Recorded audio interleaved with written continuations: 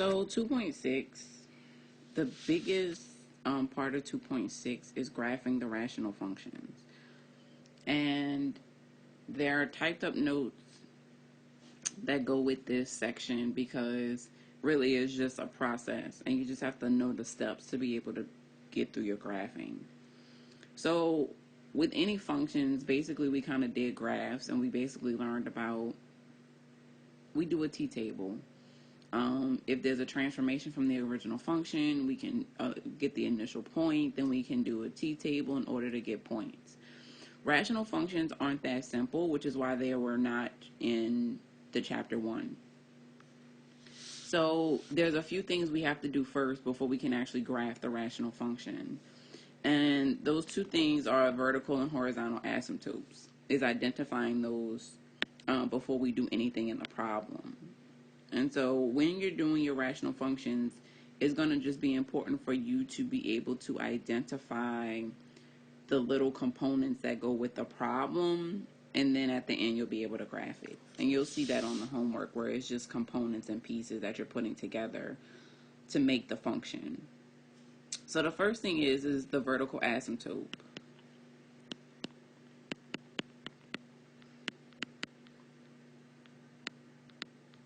So the vertical asymptote is essentially any values of x that cannot be part of the function.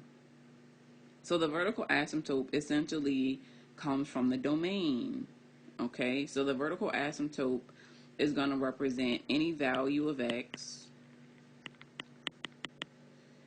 that makes the function undefined. So this goes back to domains of rational functions. There's only two special cases when you're looking for the domain, a square root function and a rational function. So the rational function, remember, you cannot have the denominator, any value of x cannot be part of the domain that would make the denominator equal to a 0. So the way that you find the vertical asymptote is you set the denominator equal to 0. You set the denominator equal to 0 and you solve for x. So to find your vertical asymptote, set the denominator equal to 0 and solve for x. So in this particular problem, this problem is f of x equals 2x over x minus 3. So my vertical asymptote would be x minus 3 equal to 0, so x equals 3. So my vertical asymptote is x is equal to 3. So if you want to start your graph, you can start your graph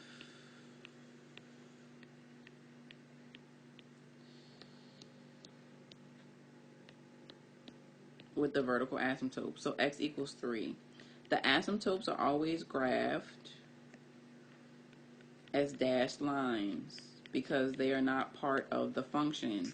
All right, they are not part of the function.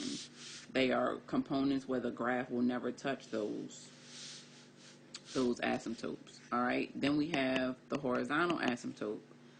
So the horizontal asymptote is going to deal with values of y. Values of y.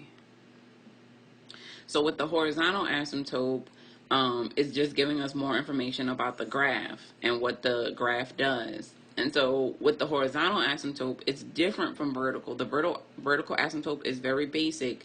You set the denominator equal to 0 and solve for x. With the horizontal asymptote, you have to use the exponent values of the function. Exponents of your leading terms. So you have to use the exponents of your leading terms. So in this particular example, my leading term is 2x at the top and x at the bottom.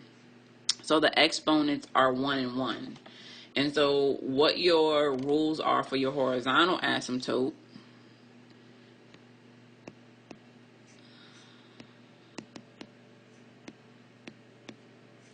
so if your top exponent is less than your bottom exponent, then your horizontal asymptote is y equals 0. If they are equal to each other, then your horizontal asymptote is equal to y equals a over b. And a over b represent the leading coefficients. So leading coefficients. So a is the leading coefficient from the numerator, b is the leading coefficient from the denominator. And then if the top exponent is greater than the bottom exponent, then there is no horizontal asymptote. Okay?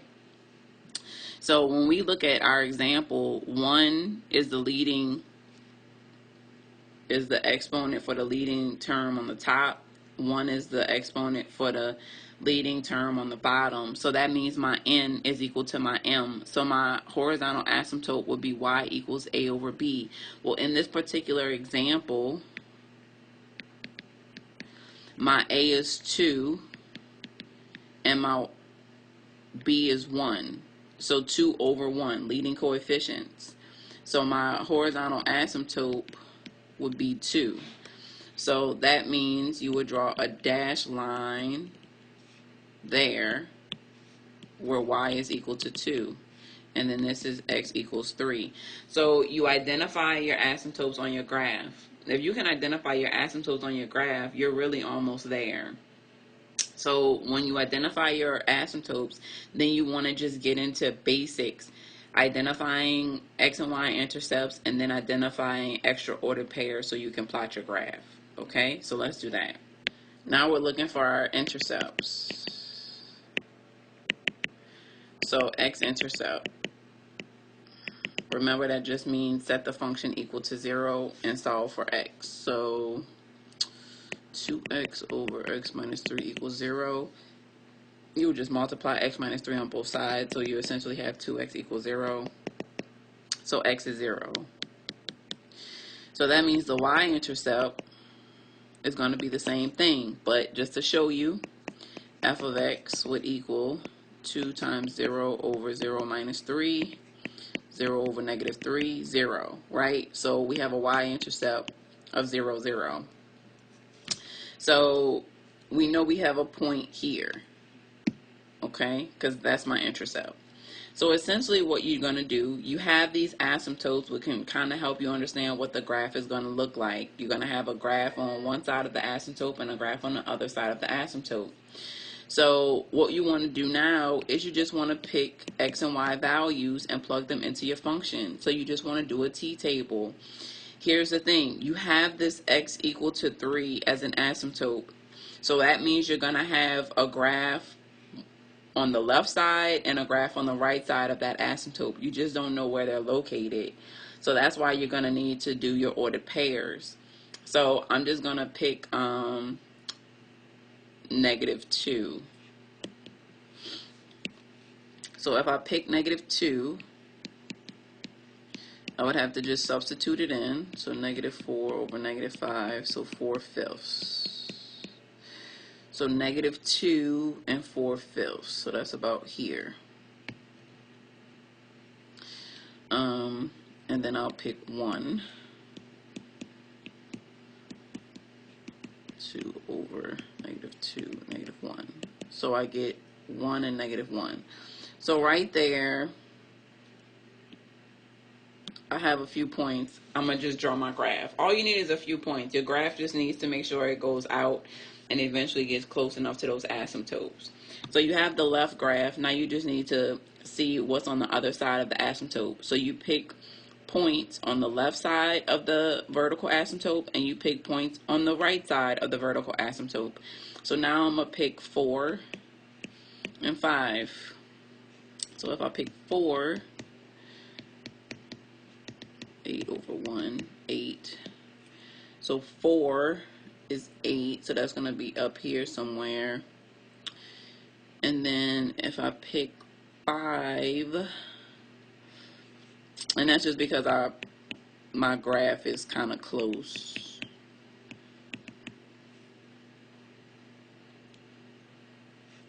So if I plug 5 in, I get 10 over 2, which is 5. So 5, 5.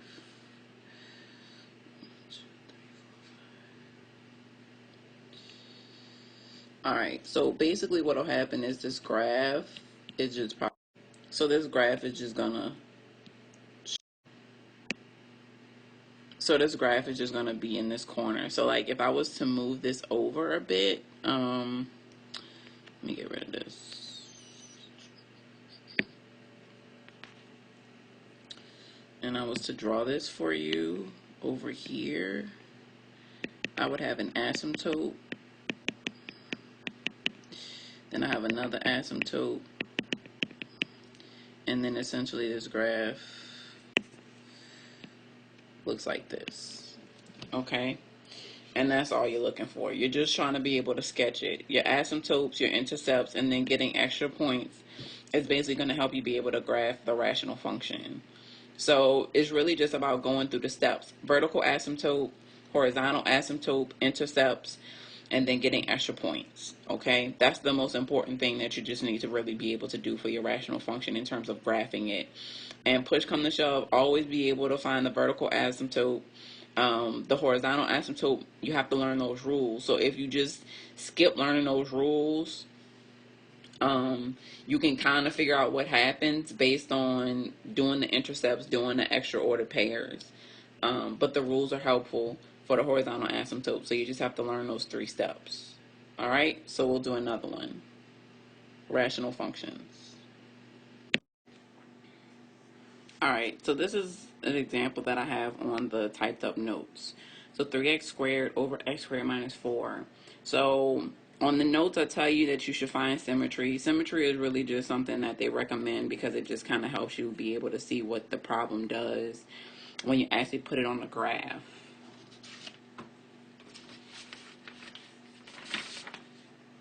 So I'm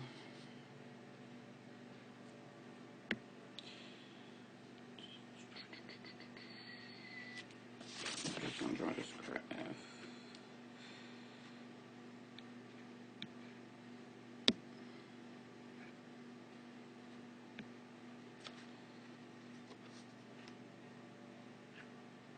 All right. So we have this function 3x squared over x squared minus 4 that we have to graph. So basically, we can find our intercepts. So if we substitute in or set it equal to 0,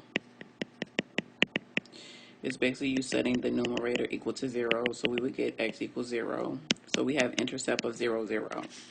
So that's going to be the x and y intercept. So that's it there. Then we're going to find the vertical asymptote. So remember, the vertical asymptote is when you set the denominator equal to 0 and solve for x.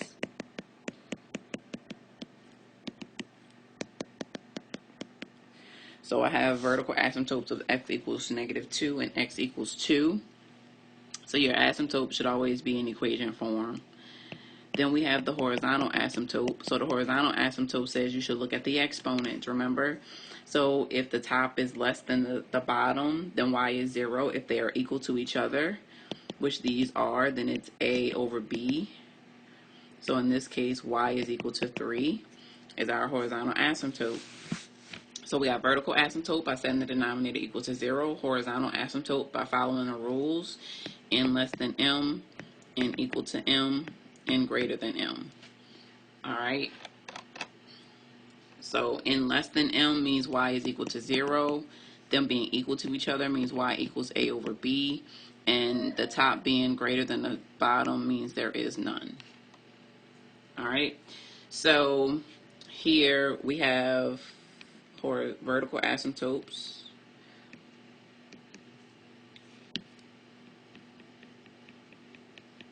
So x equals 2.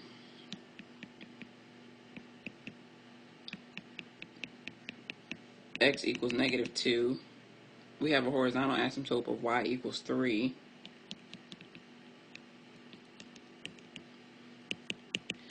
So essentially you set up a nice little picture for yourself where now you just have to figure out how your function is graphed. And so by you creating these kind of different compartments, essentially you're going to look for points in each compartment because you don't really know how the graph looks. So you're just going to pick points over here, one section, then you have another section here in the middle. So section 2, and then you have section 3. So you're going to pick points in each section based on how your graph has been broken up by your vertical asymptotes. And then you're just going to, that's how you're going to know which values of x to choose to substitute into your problem. So I'm going to pick some values in section 1.